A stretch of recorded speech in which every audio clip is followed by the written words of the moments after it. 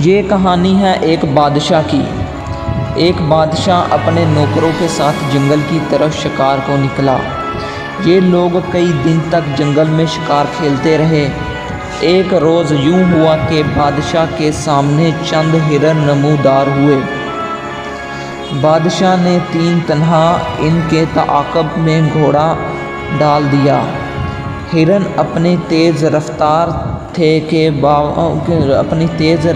کے باوجود سڑپ دوڑنے کے بادشاہ کا گھوڑا ان تک نہ پہنچ سکا۔ بادشاہ تیر پر تیر چلاتا رہا لیکن کوئی بھی تیر کاری نہ لگا۔ ہرن بدستوا بھاگتے رہے اور بادشاہ ان کے پیچھے گھوڑا دوڑاتا رہا۔ اب اسے محسوس ہوا کہ اپنے ترکش کے ساری تیر چلا چکا ہے۔ خالی ترکش کے ساتھ اب ہرنوں کا تعاقب فضول تھا۔ اس پر تکلیف وہ بات یہ تھی کہ بادشاہ اپنے ساتھیوں کو بہت پیچھے چھوڑ کر آگے نکل آیا تھا۔ ہرنوں کو مار گرانے کی دھن میں وہ یہ بھول گیا کہ وہ کس راستے پر جا رہا ہے۔ اب اسے خیال آیا کہ یہاں سے واپسی تو میں جا نہیں سکتا۔ سامنے خاددار جھاڑیاں تھیں یا جنگلی درختوں کے جھنڈ تھے۔ دور دور تک راستے میں کوئی نشان نہ تھا۔ اس نے ادھر ادھر بہت نظر دوڑائی لیکن کہیں بھی کوئی آدم ذات اسے نظر نہ آئی۔ اب وہ تھا اور اس کا گھوڑا تھا۔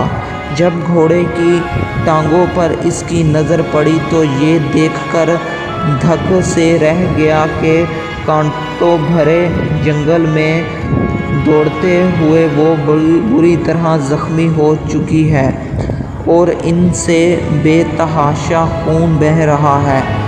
اس حالت میں وہ گھوڑے کو دوڑا بھی تو نہ سکتا تھا، البتہ اسے تسلی تھی کہ اس کے نیام میں تلوار موجود تھی جس سے وہ وحشی جانوروں کا مقابلہ کر سکتا تھا۔ دن ڈھل چکا تھا۔ اس نے زخمی گھوڑے کی باگ ہاتھ میں لی اور اسے چلاتا ہوا پیدل چلا گیا۔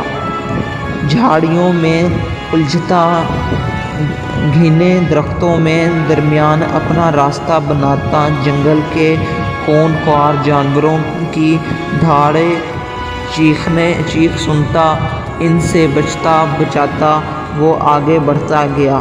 اس نے 2 دن اور 2 راتیں سفر میں گزار دی اور بالآخر جنگل سے باہر آنے میں کامیاب ہو گیا۔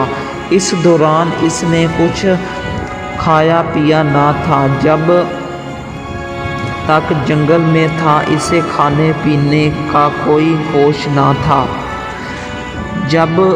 اب جو ویرانے سے باہر نکلا تو اسے بھوک پیاس نے ستانا شروع کر دیا۔ پیاس تو اس نے ایک جوہڑی سے چند چلو پانی لے کر بجھا لی۔ جنگل سے نکل کر ابھی وہ 3 کوس ہی چلا ہوگا کہ اسے لہلہاتے کھیت نظر آئے۔ اس کی خوشی کا کوئی ٹھکانہ نہ تھا کیونکہ سنسان بیابات سے نکل کر انسانوں کے دیہات میں آ گیا تھا۔ مسلسل سفر اور بھوک پیاس کی شدت کے باعث اس کی ہمت بہت کچھ بدل چکی تھی۔ درختوں اور جھاڑیوں میں متواتر الجھنے کی وجہ سے اس کا لباس بھی کہیں کہیں سے پھٹ گیا تھا۔ اس کی ظاہری حالت کو دیکھ کر کسی کا بھی یہ اندازہ نہیں ہو سکتا تھا کہ وہ اس ملک کا بادشاہ ہے۔ پکے ہوئے خربوزوں کا رنگ اتنا عمدہ اور خوشبو اس قدر تیز تھی کہ ان سے کھیت کی ساری فضا دھک اور مہک رہی تھی۔ بادشاہ کے منہ میں پانی